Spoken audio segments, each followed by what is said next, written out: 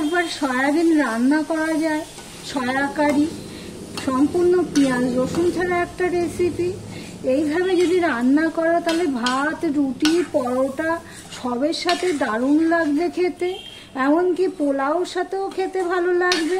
তাহলে ভিডিওটি স্কিপ না করে পুরোটা দেখার অনুরোধ রইল বন্ধুরা। আপনারা দেখছেন কুকিং হাউস অফ অনিমা। আজকে বানাবো সয়া কারি, সম্পূর্ণ নিরামিষ, পেঁয়াজ রসুন ছাড়া একটা রেসিপি, কিন্তু আমিষকে হার মানাবে এতটাই স্বাদ হয়। ভিডিওটি স্কিপ না করে পুরোটা দেখবে, তাহলে বুঝতে পারবে কিভাবে কি কি দিচ্ছি। তার জন্য দেখো সয়াবিনগুলোকে আমি ধুয়ে নিয়েছি ভালো করে, আর এই যে এই বাটিতে করে জল পাল্টে পাল্টে আমি ঠিক এইভাবে চিপে চিপে 3-4 বার করে ধুয়ে নিয়েছি। ঠিক এইভাবে একদম জলটা চিপে ফেলে দেবো। দেখো ফেনা খুব একটা নেই জলের মধ্যে, একদম পরিষ্কার। এইভাবে যদি সয়াবিনটা করা যায় তাহলে কিন্তু খুবই স্বাদ হয়। এবার তো আমি গরম কড়াইয়ের মধ্যে দিয়ে দিয়েছি। এবার সয়াবিনটাকে আমি এবারে ভেজে নেব। তার জন্য দেখো কড়াইটা বসিয়ে দিয়েছি, কড়াইয়ের মধ্যে দিয়ে দিচ্ছি তেল। কড়াইটাকে কিন্তু ভালো করে গরম হতে লাগবে। সাদা তেল আমি দিয়ে দিলাম।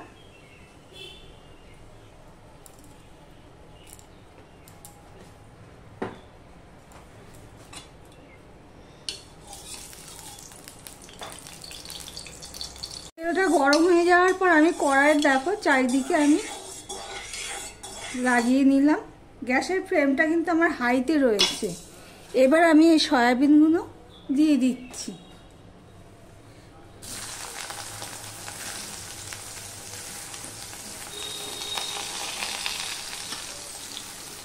পুরো সয়াবিনটাই আমি দিয়ে দিলাম। সয়াবিনটা আমি একটুখানি ভেজে নেব। সয়াবিনটা যদি ভেজে রান্না করা যায় কিন্তু খেতে খুবই ভালো লাগে। এই ছোট ছোট টিপসগুলো তোমরা একটু মাথায় রেখে করবে, তাহলে ভালো। আমি মোটামুটিভাবে একটুখানি ভেজে নেব। দেখো হাই হিটেই আমি ভেজে নেবো, নাহলে কিন্তু দেখো এইভাবে লেগে যাবে। উপরটা তো কম গরম হচ্ছে, সেই জন্য লেগে যাচ্ছে, কিন্তু ভিতরটা অতটা লাগছে না। সয়াবিনটা একটা গামলায় আমি নিয়ে নিয়েছি, দেখতেই পাচ্ছ।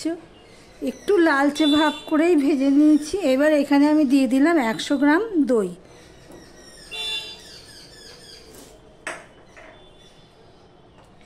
দিয়ে দিলাম এখানে দেখো হাফ লঙ্কার গুঁড়ো নিয়েছি, হাফ চামচ হলুদের গুঁড়ো নিয়েছি, হাফ চামচের একটু বেশি নিয়েছি আমি জিরের গুঁড়ো, আর হাফ চামচের একটু বেশি নিয়েছি আমি ধনের গুঁড়ো, আর হাফ চামচ নিয়ে নিয়েছি নুন।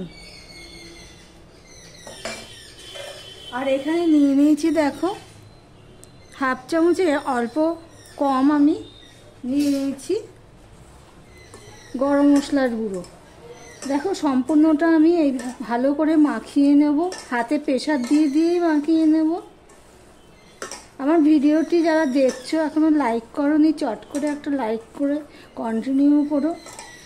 দেখো আমি সমস্ত মশলা দই দিয়ে 100 গ্রাম দই, এখানে আমি 100 গ্রামের একটু বেশি সয়াবিন নিয়েছি, তাই জন্য 100 গ্রামের মতন দইটা আমি দিয়ে দিলাম। দিয়ে ভালো করে ম্যারিনেট করে নিচ্ছি। দেখতেই পাচ্ছ। ভিডিওটি স্কিপ করো না, তাহলে বুঝতে পারবে না আমি কি করব।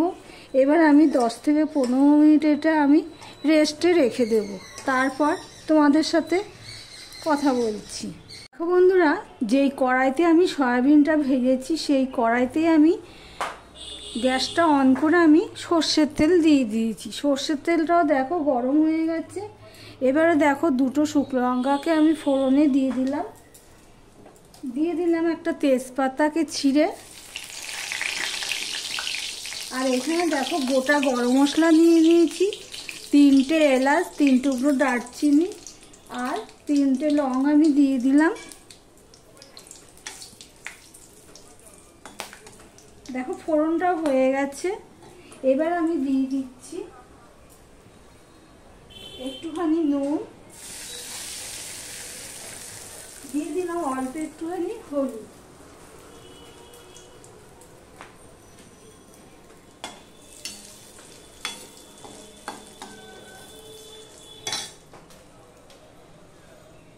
আর এখানে দেখো 1.5 চামচের মতন আদা পেস্ট নিয়ে নিয়েছি, সেটা আমি দিয়ে দিলাম। আদাটা একটুখানি ভেজে নেব ভালো করে। আর এখানে দেখো মশলা নিয়ে নিয়েছি, এই 1 চামচ করে ধনের গুঁড়ো, জিরের গুঁড়ো, লঙ্কার গুঁড়ো, হলুদের গুঁড়ো, আর সামান্য একটুখানি আমি নুন নিয়েছি, সেটা আমি দিয়ে দিলাম। আর এখানে দেখো 1 বাটি আমি টক দই নিয়ে নিয়েছি, ওই 100 গ্রামের মতনই হবে, সেই টক দইটা আমি দিয়ে দিলাম। এই রান্নাতে কিন্তু টক দইটা লাগে, টক দইয়ের পরিমাণটা একটুখানি বেশি দিলে হয়, গ্রেভিটা ভালো হয়। এবার সম্পূর্ণটা আমি মিশিয়ে নেব। আর অফ ক্যামেরাতে না আমি একটু মিষ্টি দিয়ে দেবো, কেননা যেহেতু টক দই দিয়েছি সেই জন্য। এবার টক দইতে দেওয়াতে আমি আর জল দিলাম না, আর গ্যাসের ফ্লেমটা কিন্তু একদম লো করে দিচ্ছি, নাহলে টক দইটা ফেটে যেতে পারে। তাহলে মশলাটা আমি ভালো করে কষিয়ে নেব। দেখো বন্ধুরা, মশলাটা কষানো হয়ে গেছে, তেল ছাড়তে শুরু করেছে। এই অবস্থায় আমি একটুখানি কসুরি মেথি দিয়ে দিলাম। কসুরি মেথিটা দিয়ে আমি একটুখানি কষিয়ে নেব। এবারে দেখো বন্ধুরা, এখানে যে সয়াবিনগুলো আমি ম্যারিনেট করে রেখেছি সেটা আমি দিয়ে দিলাম। এবার সম্পূর্ণটা আমি ভালো করে মিশিয়ে নেব। এইভাবে যদি একবার সয়াবিন রান্না করা যায় বন্ধুরা, দারুণ স্বাদ হয়, নিরামিষ পেঁয়াজ রসুন ছাড়া সম্পূর্ণ। তবে এতে একটু দইটা বেশি দিলে খেতে খুবই স্বাদ হয়। আর এটি ভাত, রুটি, পরোটা, লুচি সবার সাথেই খেতে ভালো লাগবে। আমি এখানে কাঁচা মশলা ব্যবহার করেছি ম্যারিনেট করার সময়, সেই জন্য এটাকে 2 থেকে 3 মিনিট আমি ভালো করে কষিয়ে নেব। কষানোটার উপর কিন্তু স্বাদটা নির্ভর করে, যে কোনো তরকারিটাই বলো। এবার সয়াবিনটাও দারুণ নরম হবে আর খেতেও খুব ভালো লাগবে খেতে। নিরামিষ রান্না আমিষ রান্নাকে হার মানাবে, এতটাই স্বাদ হয়। তাহলে আমি 2 থেকে 3 মিনিট কষিয়ে নিয়ে তারপর তোমাদের সামনে আসছি। 2 থেকে 3 মিনিট আমার কষানো হয়ে গেছে। গ্যাসের ফ্লেমটা কিন্তু মিডিয়াম টু লোতে দিয়েই আমি কষিয়ে নিয়েছি। এবারে আমি দিয়ে দিচ্ছি জল। যেমন কারিটা রাখবে সেই বুঝে জল দিতে হবে।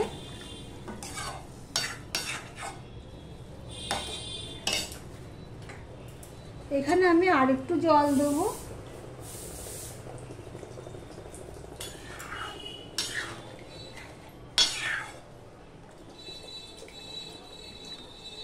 এবার ঢাকা দিয়ে আমি রান্না করে নেব, দেখতে থাকো বন্ধুরা। দেখো বন্ধুরা, আমি প্রায় 3 থেকে 3.5 মিনিট মতন আমি ঢাকা দিয়ে আমি রান্না করে নিয়েছি। দেখো সয়াবিনগুলো একদম নরম তুলতুলে হয়েছে। এইভাবে যদি তোমরা সয়াবিন রান্না করো খেতে অসাধারণ লাগবে, সত্যি বলছি বন্ধুরা।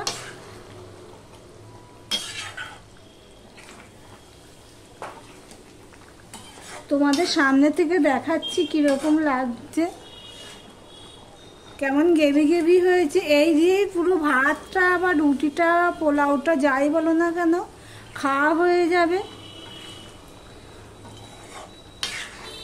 তাহলে ভিডিওটি আজকের মতন এখানেই শেষ করলাম। আবার অন্য কোনো রেসিপি নিয়ে চলে আসবো, সঙ্গে থেকো বন্ধুরা।